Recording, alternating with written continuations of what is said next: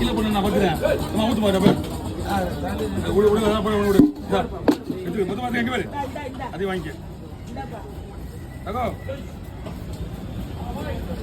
வயிறு இவ்வளோ பெருசாக என்ன பண்ணலாம் அது போட்டுறேன் வயிறு போட்டுருங்க இதை சொல்லிக்கிறோம் தவறு போட்டுறேன் ஓ அது புரிஞ்சிடும் அது வெளியே வர மேடம் இதான் வெயிட் எனக்கு 2 கிலோ எக்ஸ்ட்ரா எனக்கு